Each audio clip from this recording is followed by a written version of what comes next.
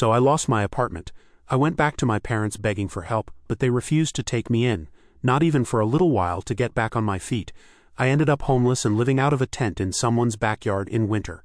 My friends had all moved on to college, some in other states, and I was a broke kid taking whatever work I could to stay alive. My salvation came when one of the neighbors of my parents found out I was living out of a tent and offered to take me in for a little while so I wouldn't freeze. She helped me badger my parents into telling me how to get in touch with the other members of my estranged family. My parents did not want to say. My guess is out of fear of being judged for throwing their son out the way they did. But they coughed up the info and gave me a list of contact details, and then told me not to bother them ever again. I called my grandparents from my father's side of the family, and they were very surprised and happy to hear from me because they hadn't seen me since I was an infant, and I'm their only grandchild. My grandparents, after finding out my situation, flew me over to live with them as soon as they could. They basically adopted me. My parents didn't even see me off at the airport despite being invited to. I had zero contact with them for pretty much a decade. My grandparents said they despised my parents for treating me so poorly, and legally disowned them by striking them from their wills.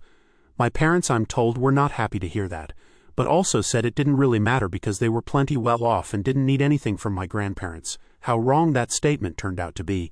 After about a year of living with my grandparents, I was able to afford to start going to community college. I got an associate's degree, got a decent job thanks to a recommendation from my grandpa, and eventually my grandparents offered to sell me their house so they could retire to Arizona. My grandma wanted to live in a warmer climate as the cold winter was getting harder and harder on her health every year.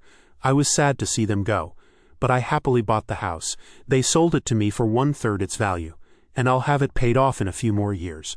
My job has me going away on the road periodically, so I can end up away from home for weeks at a time. Not that I mind the travel. I have no pets or a girlfriend or anything like that. I wouldn't have time for them right now. But in a few years when I have some things in order, I'll make time.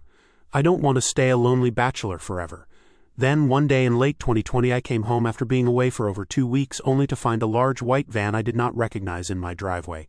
I was getting ready to call police when I noticed the van had the logo from my parents' business on the side of it, and I felt dread. Yes, my parents were there. They'd broken in somehow and were living out of my home, and they had the nerve to greet me like we were buddy-buddy the moment I walked in.